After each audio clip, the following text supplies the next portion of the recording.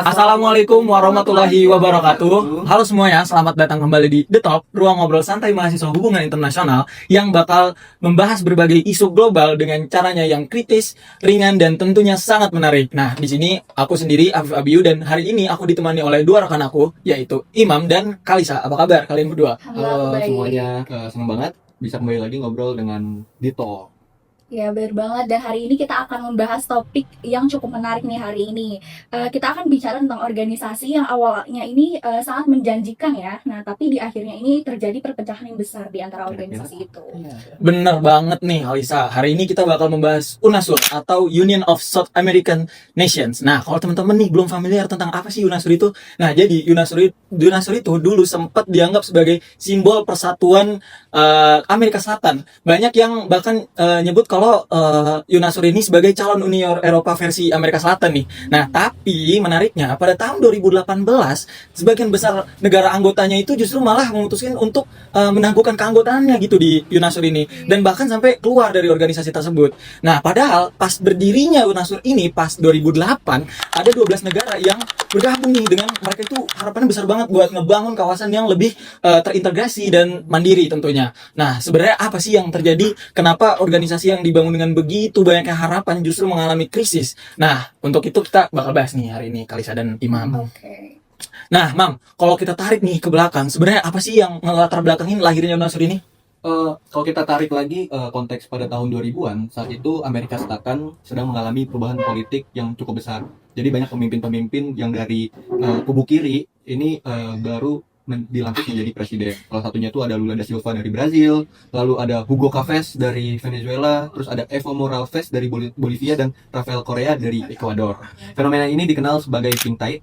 Mereka memiliki satu visi yang cukup mirip, yaitu memperkuat kerjasama kawasan dan mengurangi ketergantungan terhadap pengaruh Amerika Serikat itu sendiri. Oke. Mungkin aku mau nanya lagi nih ke kalian, terutama ke Novan ya. Jadi UNASUR itu lahir nggak hanya berdasarkan alasan ekonomi aja ya, berarti ada unsur politiknya juga ya di baliknya. Iya, betul. Jadi ada alasan politik tersendiri. Pada saat itu, banyak negara Amerika Selatan merasa perlu membangun ruang kerjasama yang lebih independen, terutama setelah gagalnya proyek perdagangan bebas FTAA dan ALCA yang dipromosikan oleh Amerika Serikat.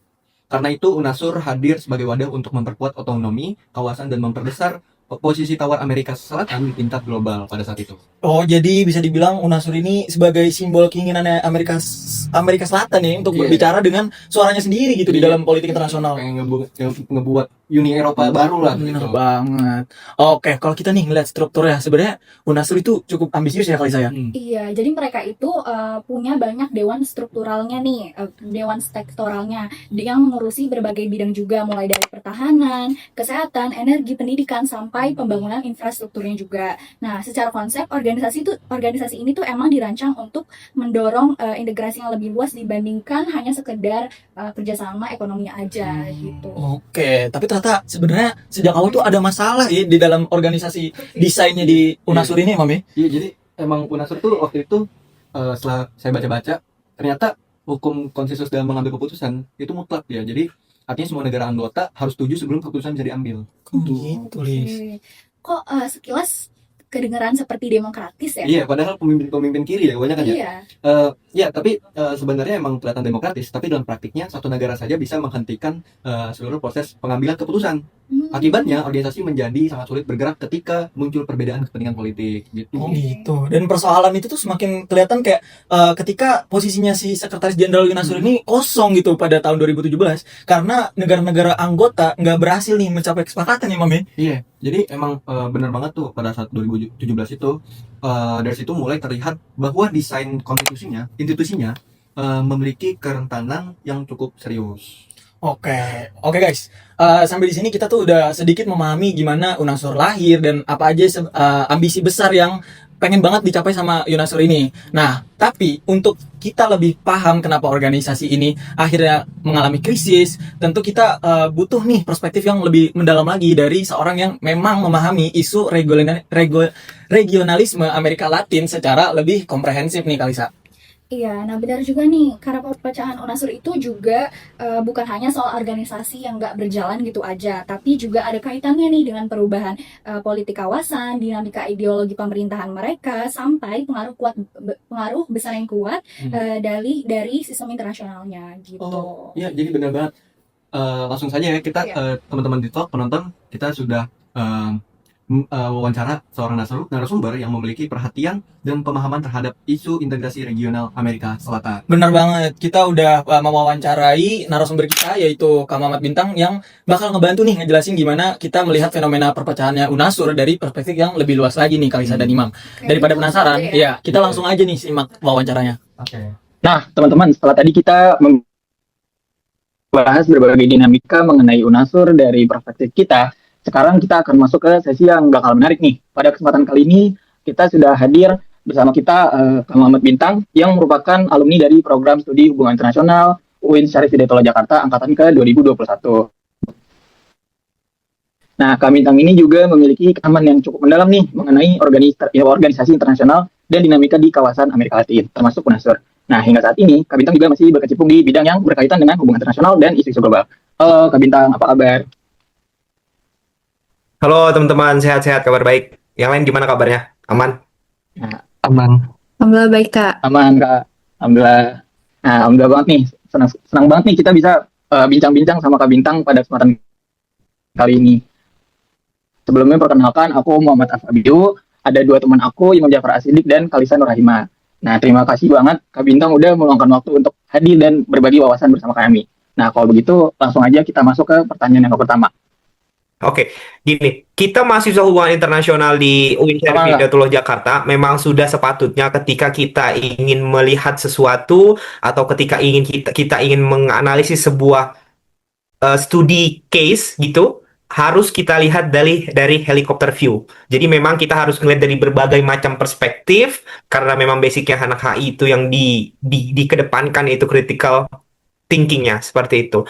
Kalau menurut saya, pembentukan UNASUR itu nggak bisa tidak dapat dipahami hanya sebagai strategi untuk melawan Amerika atau hanya sebagai proyek ideologis aja para pemimpin kiri Amerika Selatan yang tadi sudah disampaikan. Jadi memang kalau kita lihat dari helikopter view, kedua hal ini sangat amat berkaitan dan berperan. Tetapi dalam konteks yang lebih luas, kita lihat yang lebih luas, memang UNASUR ini lahir atau establish dari kebutuhan negara-negara di Amerika Selatan yang pada saat itu bertujuan untuk memperkuat integrasi regional mereka dan meningkatkan kapasitas kawasan mereka pada saat itu untuk meningkatkan tantangan global yang terjadi pada saat itu. Dan di saat yang sama juga, pada saat itu kita melihat bahwa banyak negara di kawasan dipimpin oleh pemerintahan kiri yang memiliki visi serupa mengenai pentingnya kemandirian di kawasan. Dan poin pentingnya adalah pengurangan ketergantungan terhadap aktor eksternal, khususnya di sini Amerika Serikat. Nah, kalau lagi-lagi kita sebagai anak HI, kita tidak luput atau tidak jauh ketika kita menganalisis sesuatu itu selalu dikaitkan dengan teori. Jadi saya akan coba gunakan karena memang poinnya di sini organisasi internasional, saya akan coba menggunakan kita melihat dari kacamata atau sudut pandang Robert Keohane. Teorinya yaitu liberalisme institusional. Jadi kan Keohane itu punya pendapat bahwa negara membentuk institusi internasional untuk memfasilitasi tadi kerjasama, mengurangi hal-hal yang sekiranya belum jelas gitu dan menyediakan informasi sehingga memangkas koordinasi atau memangkas biaya koordinasi antar negara. Jadi meskipun memang pada saat itu kesamaan ideologi para pemimpin kiri berkontribusi terhadap lahirnya UNASUR, tapi ada alasan yang lebih mendasar kalau kita lihat dari kacamatanya Keohane, yaitu adanya kebutuhan kolektif di negara-negara Amerika Selatan yang bertujuan untuk membangun kerjasama regional yang pada tujuannya untuk meningkatkan posisi dan kapasitas kawasan. Jadi, kedua faktor tersebut itu mempunyai pengaruh yang signifikan. That's why kenapa kita anak HI selalu baca dari atau selalu ngelihat sebuah case dari helikopter view. Jadi kita bisa ngelihat dari kanan kirinya oh bagaimana. Itu dulu untuk jawaban pertama. Jadi gini, kalau untuk pertanyaan kedua, desain institusional UNASUR ya. Jadi kalau saya di sini melihatnya bahwa aturan konsensus mutlak pada UNASUR ini kan memang awalnya itu dirancang untuk menjamin kesetaraan antar negara-negara di Amerika Selatan. Seperti itu kan. Ya, misalnya tidak ada tuh Brazil lebih mendominasi atau Venezuela lebih mendominasi, itu tidak ada. Tapi memang kalau lagi-lagi ya, kalau kita menganalisis menggunakan teorinya Keohane, liberalisme institusional, institusi internasional dalam hal ini UNASUR itu memang seharusnya itu berfungsi untuk mempermudah kerjasama antar negara-negara di Amerika Selatan pada saat itu. Nah, tetapi aturan konsensus mutlak di UNASUR itu justru meningkatkan cost yang lebih meningkat gitu. Karena memang hal tersebut, sehingga untuk pertanyaan kenapa malah deadlock, ya karena tadi semua negara itu sama. Dia nggak ada yang satu lebih tinggi atau bagaimana. Jadi ya itu sebetulnya jawaban singkatnya mengapa bisa si UNASUR itu yang tadinya awal dibuat tujuannya memang bagus, tapi karena tidak ada yang lebih tinggi karena mereka setara semua, sehingga menyebabkan beberapa itu deadlock, kurang lebih seperti itu. Kenapa proyek integrasi di Amerika Selatan ini, dalam hal ini UNASUR itu, dia lebih rentan terhadap pergantian rezim domestik? Jawabannya, karena tingkat institusionalismenya itu belum sekuat Uni Eropa. Kalau UNASUR ini lebih bersifat in-governmental, di mana keberlangsungan kerjasama sangat bergantung pada komitmen dan, ini yang penting, preferensi politik pemerintahan negara anggota. Jadi kesimpulannya, atau singkatnya adalah Uni Eropa bertahan karena ditopang oleh institusi supranasional yang kuat, sedangkan UNASUR sangat bergantung pada keselarasan politik para pemimpin-pemimpin di negara-negara UNASUR. Jadi ketika pemimpinnya berubah, fondasi integrasinya ikut melemah. Kurang lebih itu. Kenapa? Karena gini, teman-teman. Kalau kita lihat dari, ya kita nggak usah jauh-jauh negara deh. Kita berada di satu organisasi, kalau organisasi udah nggak menguntungkan untuk kita, apa kita akan tetap stay di situ? Mayoritas tidak. Mayoritas kita akan pergi, akan cabut. Menurut saya, kemudahan negara-negara UNASUR itu untuk mengundurkan diri secara massal emang kaitannya erat banget sama rendahnya tingkat interdependensi dan relatif kecilnya exit cost dari organisasi tersebut. Suatu negara akan cenderung mempertahankan keanggotaan di negara tersebut atau keanggotaan dalam suatu organisasi internasional. Ini poinnya. Apabila organisasi internasional tersebut memberikan manfaat yang signifikan dan menimbulkan ketergantungan yang tinggi di antara para anggotanya. Tapi dalam konteks UNASUR, jadi memang tingkat integrasi yang dicapai ini masih relatif terbatas. Kalau kita ngelihat dari sudut pandangnya Keohane, kerjasama internasional ini akan lebih stabil jika terdapat interdependensi yang tinggi antar negara-negara di Amerika Selatan itu. Kalau kita bandingkan sama Uni Eropa, waktu itu teman-teman pernah mungkin ingat kasus Brexit. Wah, itu butuh waktu yang lama untuk British keluar dari Uni Eropa. Kenapa? Karena di Uni Eropa itu punya ya tingkat supranasional yang stabil, saling menguntungkan seperti itu. Jadi semakin tinggi tingkat interdependensi, semakin mahal biaya yang keluar dari suatu organisasi. Nah, kelemahan UNASUR ini belum berhasil untuk menciptakan tingkat keterikatan yang membuat negara-negara anggotanya itu, negara di Amerika Selatan itu ngerasa, anjay, gue kayaknya rugi kalau keluar dari UNASUR. Nah, itu belum ada. Itu jawabannya.